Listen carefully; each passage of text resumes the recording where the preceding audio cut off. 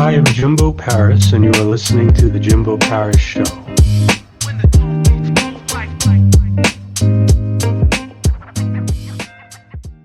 All right, how's it going, everyone? This is Jimbo here, and today we've got Judy Ryan.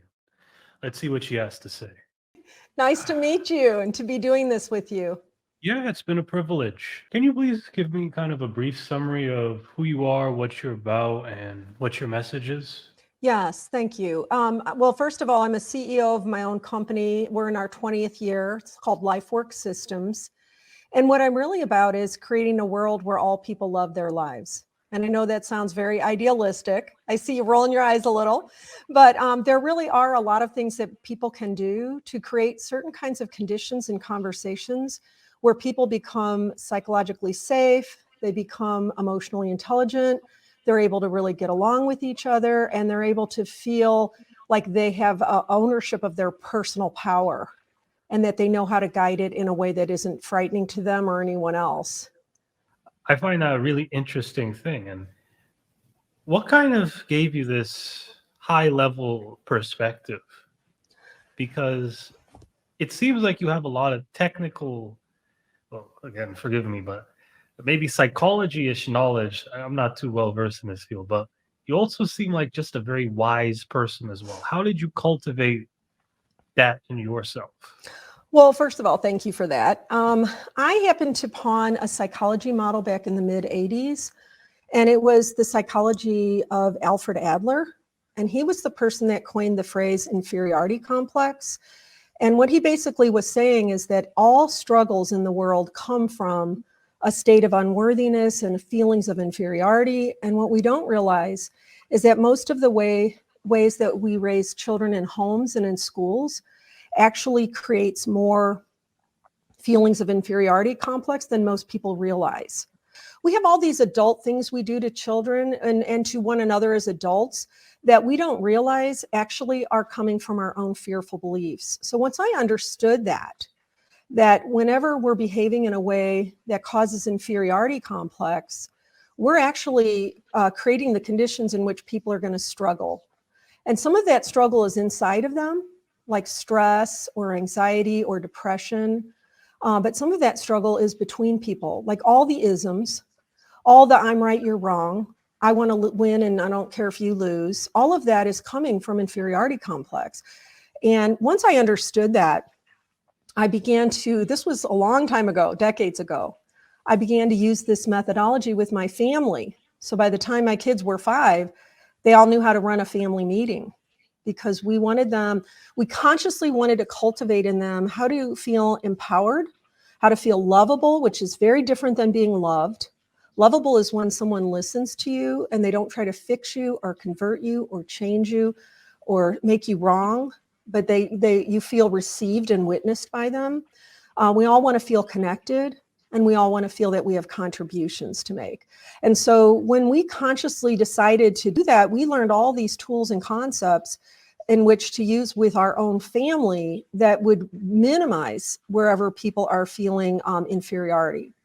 And so once I started to do that, not only did that provide a way for me to be a parent that I was proud of, I had 5 kids, it healed some things in my own childhood. And I would have to say my childhood was kind of normal, but even normal is pretty traumatic.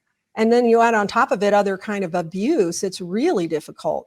So I felt like, oh my gosh, this would relieve so much suffering in the world. So at one point I had the vision in my mind of, I want to take this out into the world. And where I first began with it was to go into schools in the early days and work with parents, teachers, administrators, students, and the neighborhood all simultaneously. Because I was this parent doing this, and I didn't have other parents around me that knew what I was doing. I didn't have my kids' school teachers know what I was doing. And I know that this isn't just about schools, because most of our work now is in corporate settings or nonprofit or government.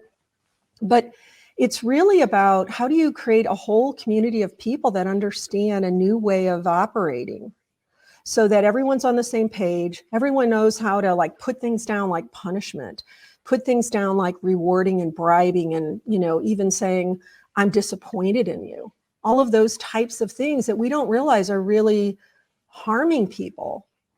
So I don't know that I'm so wise as much as maybe I was wise enough to recognize what was healing for me and to, build my conviction about it. And then I wanted to bring it out to so many people that I created it all on a digital platform so that it could scale out to lots and lots of people.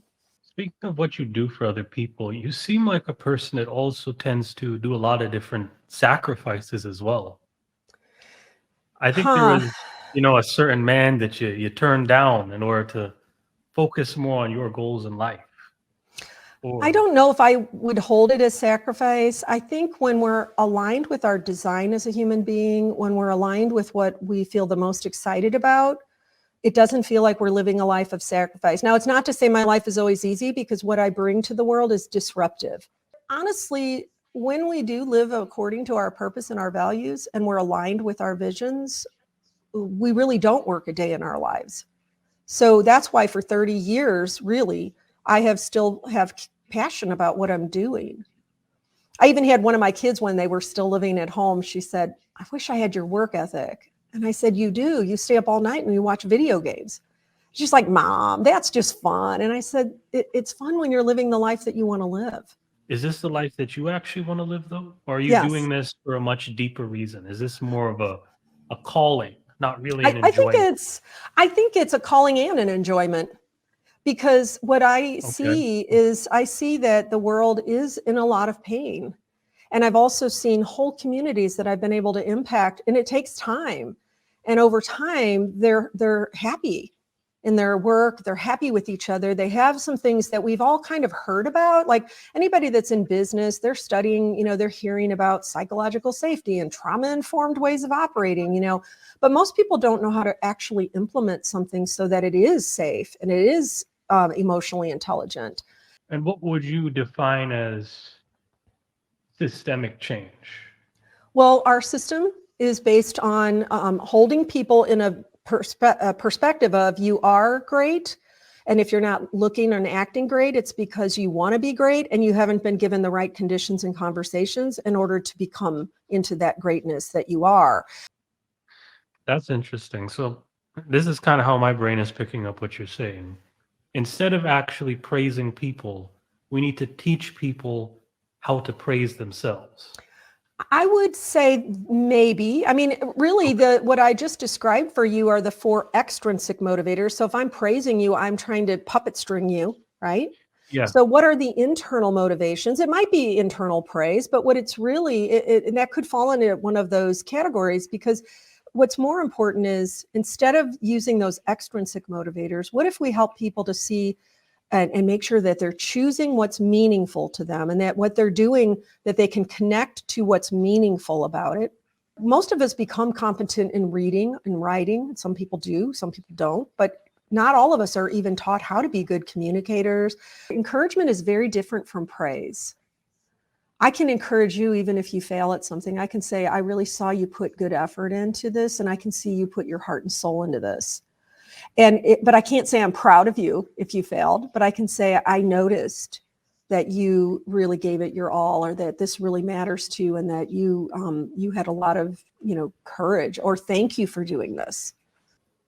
I think a lot of times in the internet, we talk about things like extrinsic motivation, motivation Mhm. from rewards, external things. I don't think everyone here knows, and I personally don't know the exact definition, but what's the difference between something intrinsic motivating versus extrinsic? So here's the difference. When somebody is extrinsically motivating us, it's as though they're holding the puppet strings. Intrinsic motivation is helping a person to discover within themselves. That was him saying in his own heart and in outwardly, I intend that. That's meaningful to me. So choice, that's an intrinsic motivator. We don't often give that to people. That's why in our projects, we have people lead groups themselves, just like when my kids were 5, by the time they were 5, they could run a family meeting because we wanted them to know how to both lead and follow. I think now that you say it, most people run off extrinsic motivation. They do. They do. And yeah, and from what I'm getting from that story you told me, extrinsic motivation is not as sustainable as something intrinsic. right? Right, right. We even say it this way: when a person is in reaction to someone else, they're either doing one of two things. They're either resentfully complying because they feel as if they have no personal power or personal control. Another one is to go into what's kind of a pseudo power. And when we do that, we go into rebelling and resisting. And then we also don't take responsibility for our tasks, our relationships, and our outcomes. We just function as almost like a mean-spirited, no, I won't, you can't make me. It's almost a revenge kind of dynamic. All right, great. So this is her website. We expand human potential to maximize life and work performance. And this human potential is the intrinsic kind of values you try and. It's even beyond intrinsic motivation is all about our motivation. But Right. but who we all have our own unique callings in the world. And people don't often get the encouragement to figure out those callings or to appreciate and recognize who they are. And so human potential is so much bigger than any one component part. It's our motivation, it's our engagement with life, it's our relationships with ourselves. It's how well we take care of our bodies. It's just almost anything you could imagine, how innovative we are. So expanding human potential means that we have the conditions and conversations that allow us to expand into the fullness of who we are. And most people have never been given those conditions and conversations. We used to have, our company name used to be called Expanding Human Potential. And now we call it Life Work Systems, because we want people to know that you need a system that you can rely on. And the kind of system that we've been relying on in homes and schools and workplaces is not necessarily a healthy system. So we come in and explain what is a healthy system, and then we help them to start living it. And then they own it. So they have a system that they can now lean on. And they can say, Judy, we need some more online training modules. We just hired 5 new people, but they have their own internal subject matter experts on the culture because they've already paid their dues and they understand it. And they don't have to rely on our company to keep it going. They just needed us to get it started.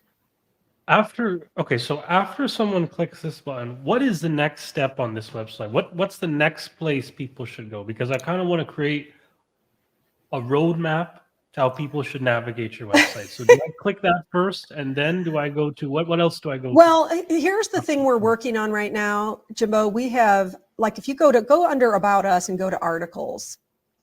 All right, yeah. We have about 250 articles in there. And most of them are written by myself because I wrote 2 columns. But then we have some industry articles. That's the one I was telling you about. A fool with a tool is still a fool. So what we're doing right now is we're rebuilding our website so that when a person goes to a subject on redirecting negative behavior, for example, right now what we don't have is we don't have the TV interview on redirecting. We have all of it. We don't have it connected together. So our new website is going to have, if you like this article on redirect, you might like these 4. You might like this television interview. You might like this podcast. You might like this testimonial about redirect. You might like this course. And what that does for us is it creates Google being able to show people that we are thought leaders in certain aspects. And so we're in the process of building all of our content out into a central place so that we can make all of those connections. So that if somebody goes on our website and they read one article and they say, I really like that article, and off to the side it says, if you like this one, you might like this one, or you might like this video. And they stay on our website for an hour because there's so much that they are getting from what they're doing. That's really what our next step is on this site. Because we have about 500 videos on YouTube. We've got all these articles. We have podcasts. We have interviews. Excellent. So this has been a great interview. Can you kind of, do you have any other final words you'd like to say to the audience? Gosh, I would just like to say to you, Jimbo, and maybe it's for the audience too, I appreciate your calm, open demeanor. It's very calming. It's very peaceful. And I appreciate it because I'm kind of a hot-wired person. I always say I'm a Northeast coast kind of personality stuck in a Midwest city. So I like to talk fast and move fast. And it's just been really nice to be with you, not rushing me and not stopping me. And I love that about you. So hopefully the audience will realize it's nice to have somebody around you to be peaceful. Thanks again. And also remember to buy Allison Cosgrove's book. She's a great author, great influencer, and she has a lot of great points to bring into your life too. Thanks again, Judy Ryan. Thank you for having me, Jimbo. I really appreciate it. All right. I'm Jimbo Paris. This is the Jimbo Paris Show.